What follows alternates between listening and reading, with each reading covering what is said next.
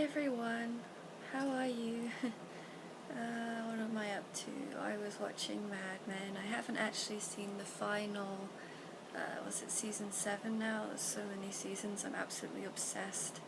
I own 1, 2, 3, 4, just counting them over there, I own 4 seasons of Mad Men, and I stopped buying the DVD collection kits once the series came out on Netflix. And then Netflix took off, and yeah, season 7's on Netflix. That's where I'm watching it. And if anybody spoils it for me, well, let's just say I won't be a happy camper. I've got to see it before somebody spoils it for me. Yeah, so the entire show is very, very interesting. There's a lot of sort of the Fountainhead in there. There's, if you look at different characters, you'll understand that there's even like an Ayn Rand reference at some point. Peggy Olson is very much that passionate woman.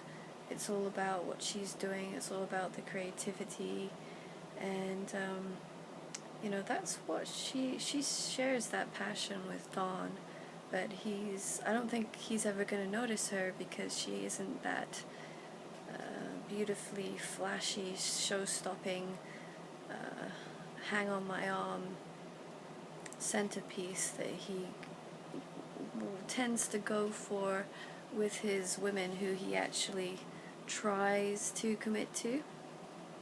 You know, he's got Megan, the showstopper, and he's not too happy about her whole I want to be famous, I want to be on TV type thing, and it's kind of like he's not enough, you know? He's not enough for her, she needs this as well. Very interesting. Yeah, very interesting characters, you know.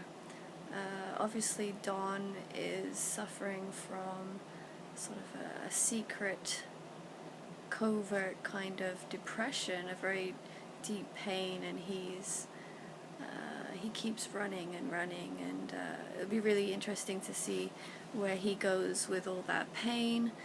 We've had a little bit of a glimpse into his past, into the sort of I believe one of his mother was into prostitution, something like that.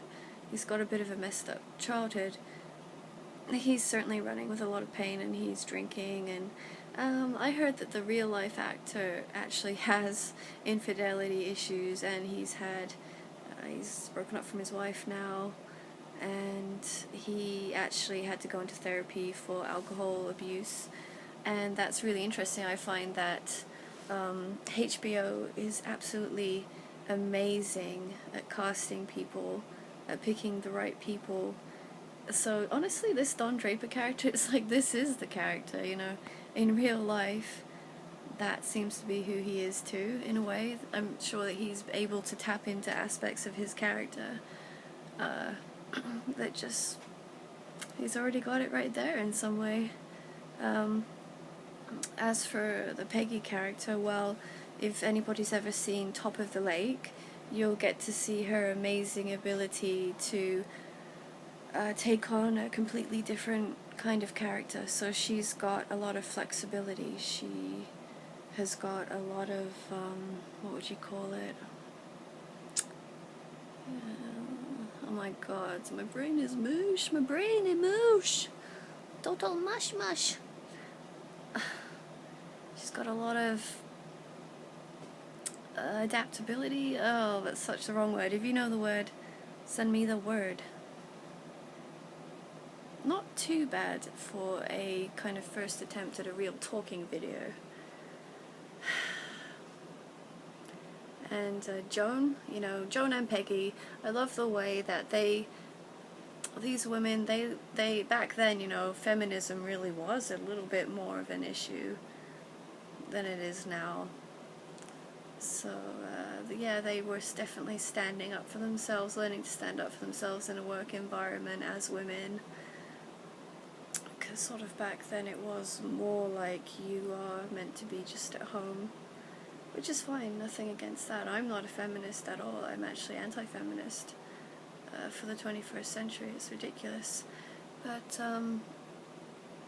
they learn to stand up for themselves as women, just to be taken as intellectually as seriously as the men. Peggy's got a brilliant mind, you know, especially she's got the great ideas for the creative projects, and she's fantastic. You know, it makes you wish that Dawn and Peggy were together, but like I said, it's probably never going to notice her because of her. She isn't a show-stopping stunner physically, and Dawn is, to Dawn that's rather important. It's kind of a little bit too superficial. It doesn't always go for the right woman because of that. And yeah, I'll do another update on this maybe at another time. So yeah, talk to you later. Bye everyone. Oh, and one more thing, I love how Joan carries herself. I love how she has sugary sweet voice, very soft-spoken, you know, rather like moi, yours truly, and she really carries herself very well.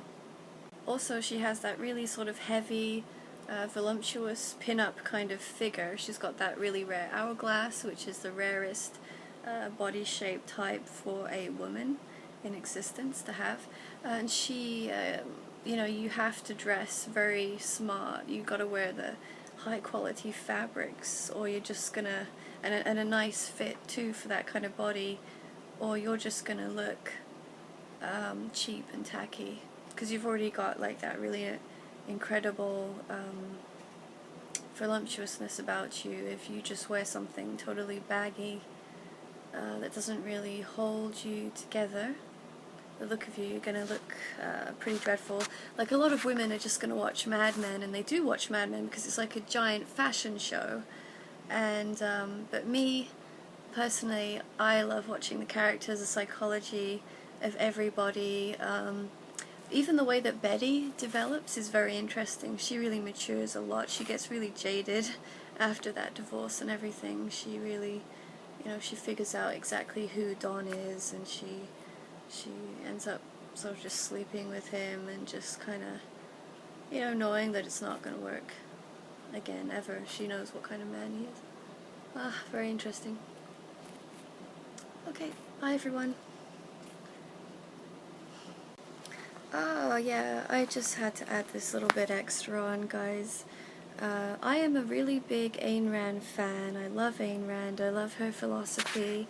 I agree with, like, honestly, 98% of everything she ever said. And when it comes to Madmen, it's really interesting because the direct references are made to Ayn Rand and some of her books and stuff. So, you know, you've got Bertram Cooper, is it? I found this article that actually even talked about it, because I noticed it and I looked it up online, and yeah, sure enough, it's there. There's lots of articles online you can look up to find out what the Ayn Rand parallels of Mad Men are. But you've got the eccentric Bertram Cooper, and he's handing out copies of Atlas Shrugged to his employers. He recommends it to Dawn. I remember that in one scene. And then you know, you got Pete Campbell, and to me, I call him the Snake. You know, he's this character. To him, it's more about the prestige, the money, than the actual sort of creative spirit, like the actual love of the creativity for itself. You know, so he sleeps with Peggy, and then he ends up marrying this woman Trudy, because she has lots of connections, and she's got rich parents that buy like an entire, pretty much buy a house for him and her, you know, and then he'll come back later and tell Peggy, you know, I chose the wrong woman, you know. So he's the Snake, and he ends up cheating on his wife and everything. So he has, you know, he can be connected to Peter Keating yeah, so Peter Keating in The Fountainhead. And if you look at the character of Don Draper, he's kind of like a Hank Reardon, and that character, you will see, like, you know, he's got this good looking pin-up pretty wife, you know, everything that people could want, all the kids and everything, but he's kind of indifferent to that, you know. His like, he tries to just conform himself to that perfect ideal, but it's something is really missing, and it's not really him. So, you know, his life is gonna change too. So yeah, just thought I would add that to the end. This has been on my mind for a long time. It's really interesting, and I absolutely adore Madmen. Okay, bye guys.